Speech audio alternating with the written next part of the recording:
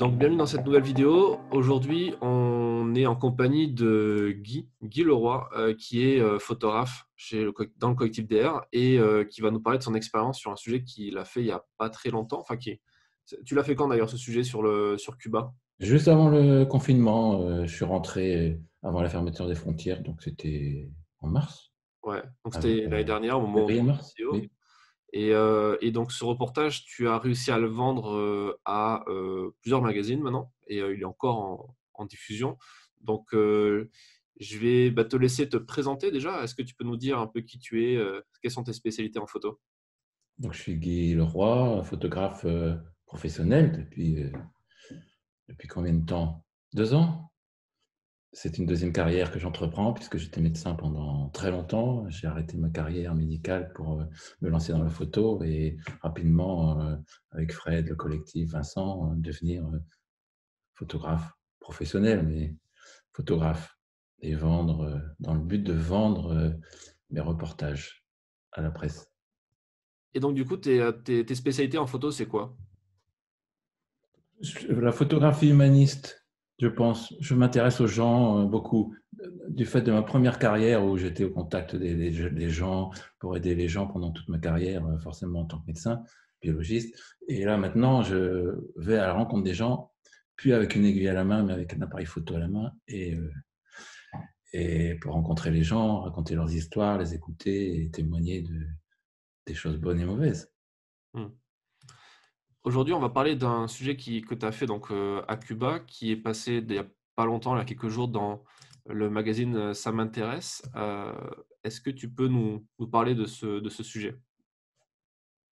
Donc, le pitch, c'est euh, euh, donc au départ, j'avais un projet où j'ai toujours un projet global, c'est raconter des histoires humaines, positives et optimistes autour d'abeilles, des abeilles et des abeilles qui vont bien. Pas les abeilles dont on parle toujours, celles qui meurent avec les pesticides. Il y en a qui vont bien. Donc, j'ai fait quelques recherches pour trouver où les abeilles allaient bien et rapidement, j'ai trouvé Cuba. Donc, à Cuba, Cuba. Donc, mon histoire, c'est en, dans les années 90, le mur tombe à Berlin, l'URSS laisse tomber Cuba. Cuba n'a plus les moyens d'acheter des pesticides, des engins pour faire de la culture qui est mauvaise pour les abeilles. On parle de transition écologique forcée, Mhm. ce qui fait que les abeilles sont heureuses et l'apiculture est très développée à Cuba. Et avec ma déformation, j'ai voulu savoir comment les Cubains utilisaient le miel pour soigner les gens.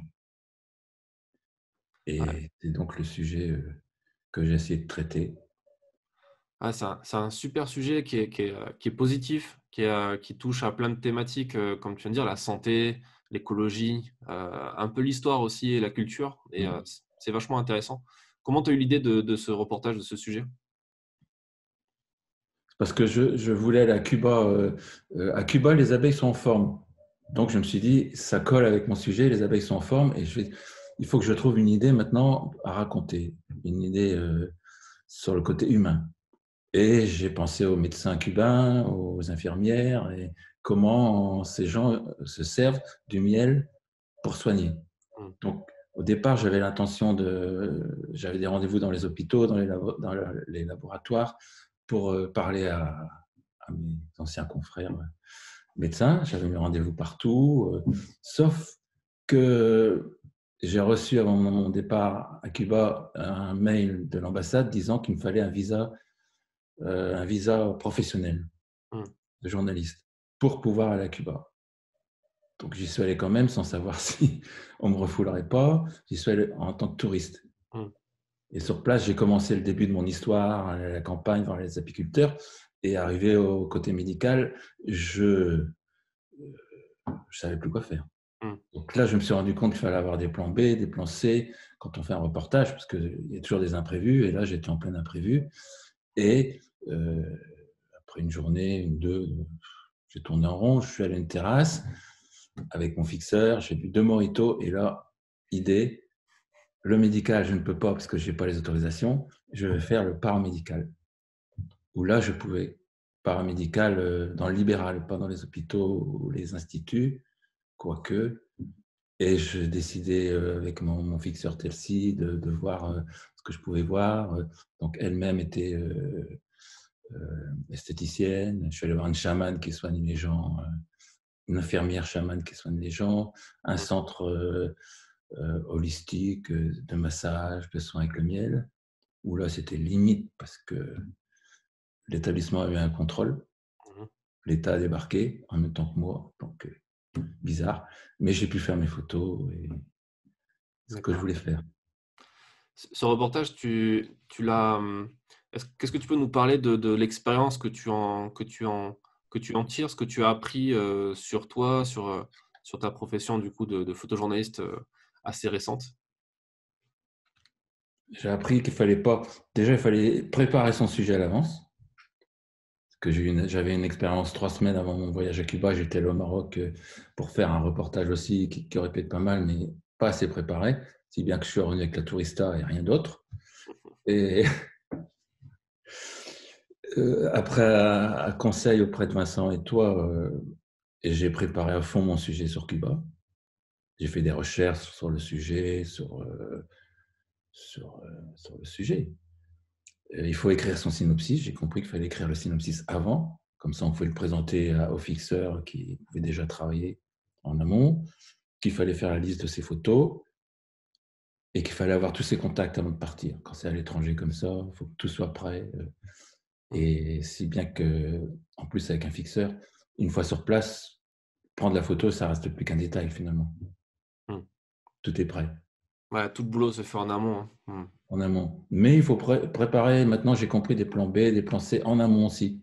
Que je suis arrivé là, tout était prêt, mais j'ai pas pu accéder dans les hôpitaux. Mmh. Si, j'ai pu accéder, mais l'appareil photo dans le sac. Mmh. J'ai vu des super photos qui sont dans ma tête, mais qui sont pas dans l'appareil. Ouais. Donc, faut préparer.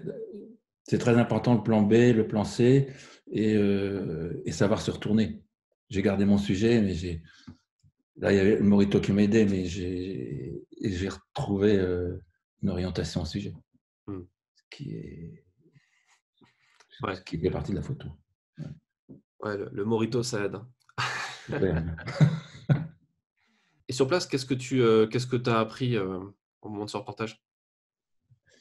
Comme tu dis, il ne faut pas procrastiner. Parce que j'ai procrastiné, j'étais là 3 semaines, j'avais des photos à faire, je me suis dit, bon, j'y suis, mais je ferai ça plus tard, je suis dans l'ambiance. Sauf que 15 jours plus tard, avec l'embargo, il n'y avait plus d'essence, il n'y avait plus de moyens de se déplacer dans Cuba. Donc, il y a des endroits où je n'ai pas pu retourner.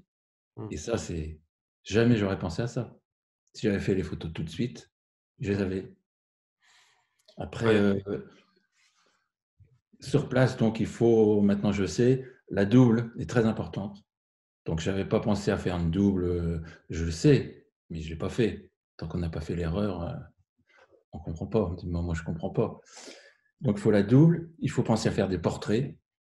Parce Mmh. que avec Ça m'intéresse, on m'a dit, vous avez des portraits de machine? Par chance, j'avais des portraits sur elle. Et si c'était tombé sur quelqu'un d'autre, j'en avais pas. Et c'était des portraits improvisés, pas des portraits très pro, c'était des portraits un peu touristiques. Et quand on fait l'interview, il faut surtout, quand on voit les gens, il faut bien les interviewer, préparer l'interview à l'avance, comme on nous a appris, savoir ce qu'on va demander, avoir son angle, avoir de la matière.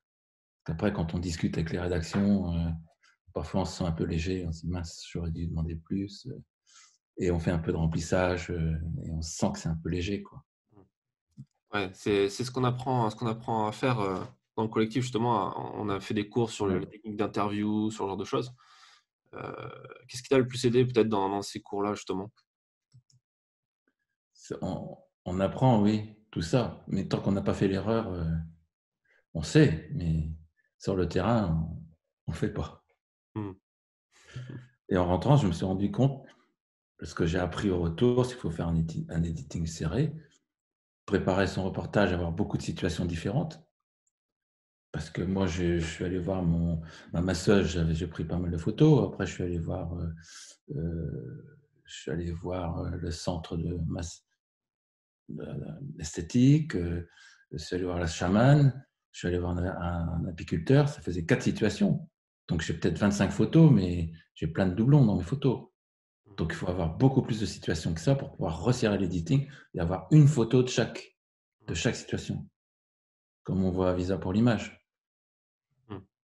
Et ça, je m'en suis bien rendu compte. Après, j'ai appris aussi quand on fait le démarchage des revues, il faut vraiment les cibler. Je vois la ligne éditoriale de Ça m'intéresse, je comprends pourquoi ils ont pris mon sujet.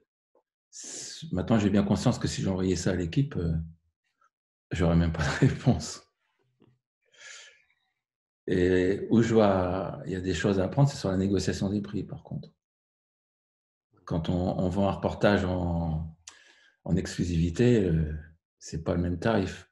Et ça, je savais pas lors de ma première vente. Mm. Lors de la deuxième vente, j'ai négocié un peu, j'ai réussi à monter le prix.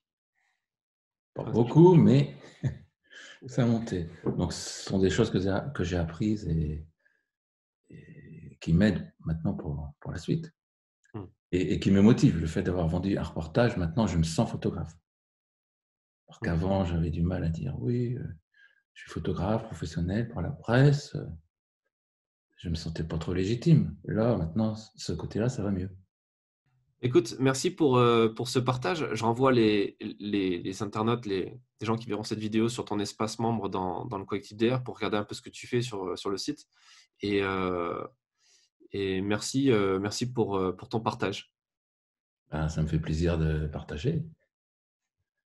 Et à bientôt.